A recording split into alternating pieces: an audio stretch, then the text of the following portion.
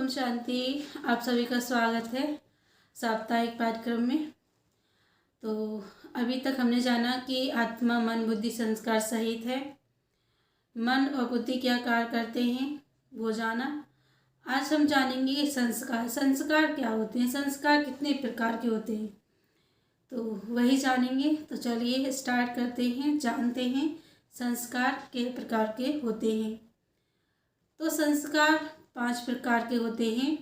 पहले संस्कार होते हैं मूल संस्कार, दूसरे नंबर के संस्कार है पूर्व जन्म के संस्कार, तीसरे संस्कार होते हैं खानदानी संस्कार और चौथे संस्कार होते हैं संघ के संस्कार और 5वें संस्कार होते हैं विल पावर को जागृत करने के संस्कार। तो ये 5 प्रकार के संस्कार होते हैं। तो सबसे पहले जानेंगे मूल संस्कार क्या होते हैं। मूल संस्कार उन्हें कहा जाता है जब हम भगवान के घर से इस संसार में आते हैं और तो उस समय आत्मा मूल संस्कार लेकर के आती है। एक छोटा बच्चा जब सोया हुआ होता है उस समय उसका चेहरा देखो तो कोई भी टेंशन नहीं होता, कितना शांत चित्त होता है, शांति जैसे फैल रही हो। उस समय उसको कोई दुख भी नहीं होता है। ये कहते हैं तो सुख के संस्कार फैल रहे होते हैं। जब बच्चा खुश होता है तो उसके प्रति कितना प्यार उत्पन्न होता है, वह अपनी ओर खींचता है। उसको महात्मा भी कहा जाता है, महात्मा समान कहते हैं, उसको पवित्र कहते हैं। इसी तरह हम आत्मा के मूल संस्कार उस समय फैले दिखाई देते हैं। ये एक परमात्मा की गिफ्ट है जब हम इस संसार में आते हैं। दूसरे नंबर के जो संस्कार होते हैं वो है पूर्व जन्म के संस्कार। पूर्व जन्म के संस्कार क्या होते हैं? दूसरे नंबर के संस्कार पूर्व जन्म के संस्कार। पूर्व जन्म के संस्कार कोई कहाँ से आए तो कोई कहाँ से आए, तो पूर्व जन्म के संस्कार भी साथ लेके आए हैं और वह भी तो यहाँ ही चुकतो करने पड़ेंगे। पूर्व जन्म के संस्कार के कारण ही हम सब अलग अलग महसूस होते हैं, अलग अलग दिखाई देते हैं। कई बार हम न्यूज़ में सुनते हैं कि एक छोटा बच्चा, वह 5 साल का बच्चा, वह शास्त्र आदि सुनाने लगता है। कहीं 3 साल का बच्चा कंप्यूटर आदि चलाने लगता है। तो ये क्या कहेंगे इसको? उसे पूर्व जन्म के संस्कार ही तो कहेंगे, लेकिन पूर्व जन्म के संस्कार की तीव्रता बढ़ जाती है तो इसलिए वह असाधारण सा दिखाई देने लगता है। पूर्व जन्म के संस्कार का प्रभाव अधिक चल रहा होता है, यह हर एक में चलता है, लेकिन तीव्रता में अंतर होता है, गति में अंतर होता है। किसी में कम तो किसी में ज़्यादा, लेकिन चलता हर एक में है। तीसरे नंबर के संस्कार हैं खानदानी संस्कार। खानदानी संस्कार उन्हें खून के संस्कार भी कहते हैं। कोई बच्चे को देखो कि वह बिल्कुल माँ जैसा ही दिखता है, कोई बच्चा अपने बाप जैसा होता है, कोई अपने दादा जैसा होता है। आदतों में वह अपनी माँ बाप दादा दादी या अन्य कोई भाई बहन जैसा होता है। चौथे नंबर के संस्कार संघ के संस्कार कहते हैं। तो संघ के संस्कार उन्हें कहा जाता है, जैसे कहते हैं ना कि जैसा संग वैसा रंग। कई बार हम देखते हैं कि अच्छे घर के बच्चों को, वह बहुत अच्छे खानदान के होते हैं, लेकिन वह कई बार बुरे संग में आ जाते हैं। तो उन्हें कितना भी समझाने की कोशिश की जाए कि यह संग छोड़ दो, ये तुम्हारे लिए ठीक नहीं है, वह माँ बाप को तो छोड़ने के लिए तैयार हो जाते हैं, लेकिन गलत संग को नहीं छोड़ते हैं। इसमें हमें खबरदारी की आवश्यकता है। हमें डरना नहीं है कि ये संस्कार कैसे बदलेंगे। अब हम क्या करें? मूल संस्कार तो मेरे पास है नहीं, खत्म हो गए। पूर्व जन्म के संस्कारों का मुझे पता ही नहीं था। माँ बाप के संस्कार मुझे मिल गए, संग में फंस गया, अब मैं क्या करूं। लेकिन इससे निकलने का रास्ता है। जिस प्रकार कहा जाता है कि लोहे से लोहा कटता है, वैसे ही संस्कार से संस्कारों को भी खत्म कर सकते हैं। वह हैं पांचवें प्रकार के संस्कार, जिसको जागृत करना होता है। तो पांचवें नंबर के जो संस्कार हैं वो है विल पावर को जागृत करने के संस्कार। विल पावर को जागृत करने के संस्कार, जब ये संस्कार जागृत हो जाते हैं तो कोई संस्कार बीच में आ नहीं सकता। न पूर्वजन्म का संस्कार, न माता पिता के और न संघ के संस्कार, इन सभी संस्कारों को खत्म कर सकते हैं। वह पांचवें प्रकार के संस्कार जिसकी कमी आज महसूस हो रही है। इसीलिए लोग चाहते तो हैं विल पावर आ जाए तो मैं असंभव को भी संभव कर दूं, मेरे संस्कारों में परिवर्तन आ सके। तो विल पावर को जगाने की विधि क्या है? विल पावर को जगाने की शक्ति चाहिए। वह शक्ति मिलेगी संकल्प शक्ति से। जैसे कहते हैं, जैसा सोचोगे वैसा बनोगे। तो संकल्प की शक्ति को थिंकिंग पावर कहा जाता है। संकल्प शक्ति के द्वारा विल पावर को जागृत कर सकते हैं, लेकिन उसके लिए भी अपनी संकल्प शक्ति को सकारात्मक दिशा में मोड़ना बहुत जरूरी है। जितना संकल्प शक्ति सकारात्मक दिशा में होगी तो हमारे अंदर भी वह सोया हुआ विल पावर जागृत हो सकता है। तो विल पावर को जगाने के लिए कोई उम्र बाधा नहीं हो सकती है। ऐसा नहीं है कि अगर पहले मालूम होता तो हम विल पावर को जगा सकते थे, अभी तो हम बुजुर्ग हो गए, अब कैसे जगाएंगे। नहीं, कोई भी उम्र में विल पावर को जागृत किया जा सकता है। इसमें उम्र कोई बाधा नहीं बनती है। तो शक्ति को थिंकिंग पावर कहा जाता है। संकल्प शक्ति के द्वारा विल पावर को जागृत कर सकते हैं, लेकिन उसके लिए भी अपनी संकल्प शक्ति को सकारात्मक दिशा में मोड़ना बहुत जरूरी है। जितना संकल्प शक्ति सकारात्मक दिशा में होगी तो हमारे अंदर भी वह सोया हुआ विल पावर जागृत हो सकता है। तो विल पावर को जगाने के लिए कोई उम्र बाधा नहीं हो सकती है।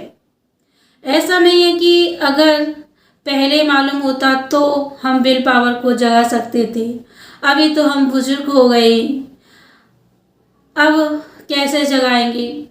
नहीं, कोई भी उम्र में विल पावर को जागृत किया जा सकता है।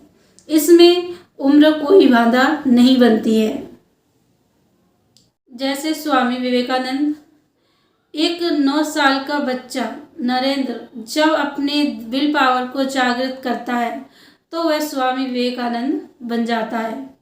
इस तरह महात्मा गांधी जी का 25 साल की उम्र में महात्मा गांधी जी ने जब अपनी विल पावर को जगाया तब वह महात्मा बन गए। मदर टेरेसा कैसे बनी? मदर टेरेसा भी 60 साल की उम्र में जब अपने विल पावर को जगाया तो वह 60 से 90 साल में वह वर्ल्ड मदर कहलाई। इससे पहले तो वह सिस्टर टेरेसा थी। 60 साल में उसने अपने विल पावर को जागृत किया और वह 60 से 90 में मदर टेरेसा बन गई। तो विल पावर को जगाने के लिए कोई उम्र बाधा नहीं बन सकती है। उम्र में उसको जगा सकते हैं और जब जगा लेते हैं तो व्यक्ति जीवन के महान लक्ष्य को प्राप्त कर लेता है। उसके लिए कोई अड़चन बीच में नहीं आ सकती। तो यह है मन, बुद्धि और संस्कार, जिसके माध्यम से आत्मा की जो शक्ति है उसको सही रूप में हम अपने जीवन में लगा सकते हैं, यूज कर सकते हैं। आत्मा की इन तीनों शक्तियों का कार्य ऐसे ही चलता रहता है, परंतु वह आत्मा इस शरीर में कहाँ होगी? आत्मा का स्थान कहाँ है? कई मान्यताएं हैं आत्मा के स्थान के बारे में। कोई कहता है कि आत्मा हृदय में रहती है, तो कोई कहता है कि सारे शरीर में घूमती रहती है। लेकिन हृदय भी हमारे शरीर का महत्वपूर्ण हिस्सा है। वह पंप का काम करता है। पंप का काम क्या होता है? कि पानी एक जगह से दूसरी जगह पहुंचाने का। वैसे हृदय का भी काम है खून को एक जगह से दूसरी जगह पहुंचाना। अगर हृदय को कुछ हो जाए तो आत्मा शरीर से निकल जाएगी। अगर हृदय ही मन हो तो हृदय बदलने से विचार भी तो परिवर्तन हो सकते हैं ना। तो विचार करने वाली जो शक्ति है वह सूक्ष्म है, वह बहुत महत्वपूर्ण है। और हृदय स्थूल शक्ति है, वह भी महत्वपूर्ण है। हमारे शरीर के जितने भी हिस्से हैं उन सबको चेतना संदेश पहुंचाने का काम ये मस्तिष्क करता है। जब पैर में कांटा चुभता है तो हृदय को पता नहीं पड़ता है, लेकिन ऊपर मस्तिष्क में पता चलता है। तो सारा नियंत्रण कक्ष यह मस्तिष्क है, तो इसका कंट्रोलर भी मस्तिष्क में ही होगा ना। जैसे इस चित्र में दिखाया गया है कि ये शरीर है, शरीर के अंदर आत्मा कहाँ रहती है, वो यहाँ पे बताया। ये मस्तिष्क हमारा कंट्रोल रूम है। और जब ये कंट्रोल रूम जे है तो इसका कंट्रोलर भी कहाँ होगा? इस मस्तिष्क में ही होगा ना। जैसे इस चित्र में देखिए, एक ड्राइवर और गाड़ी उदाहरण यहाँ दिया गया है। जिस प्रकार ड्राइवर का साधन गाड़ी में वही होता है जहाँ से सारी गाड़ी को नियंत्रण करना आसान है। यह नहीं कि पीछे मोड़ना है तो वह ब्रेक लगाना होगा तो वह आगे दौड़ेगा, नहीं। जहाँ से सारी गाड़ी को नियंत्रण कर सकता है, पीछे दाएं बाएं मोड़ सकता है, वह एक ही स्थान पर बैठ करके। तो उसी तरह आत्मा का स्थान भी इस शरीर में उस जगह पर है जहाँ सारी सिस्टम का नियंत्रण कक्ष है। तो जरूर कंट्रोलर कहाँ बैठेगा? जहाँ नियंत्रण कक्ष होगा वहीं कंट्रोलर भी बैठेगा। तो नियंत्रण कक्ष में ही कंट्रोलर होगा जहाँ से वह कंट्रोल कर सके, उसके लिए आसान हो जाए। तो आत्मा भ्रकुटी के यहाँ दिखाया है, तो आत्मा भ्रकुटी के मध्य में रहती है, जहाँ भारत में तिलक भी लगाते हैं। भारत में तिलक लगाने की प्रथा है, तो भारत में तिलक आदि लगाते हैं। वैसे तिलक सौभाग्य की निशानी है, लेकिन मंदिर में जाएंगे तो वहाँ भाई हो या बहन सभी को तिलक लगाते हैं। और तिलक भी यहाँ ही लगाया जाता है, तिलक भी यहाँ ही लगाया जाता है, तो और कहीं क्यों नहीं। वैसे तिलक सौभाग्यवती की निशानी कहा जाता है, सौभाग्य की निशानी कहा जाता है। लेकिन मंदिर में जाओ तो भाई हो या बहन हो सभी को ही तिलक लगाते हैं, और तिलक भी यहाँ ही लगाते हैं, और कहीं पर क्यों नहीं लगाते। कभी ये सवाल नहीं पूछा होगा। कई बातों का सवाल हम पूछते ही नहीं है क्योंकि उसका उत्तर ही नहीं मिलेगा, पता है। लेकिन हर चीज़ का एक वैज्ञानिक कारण होता है।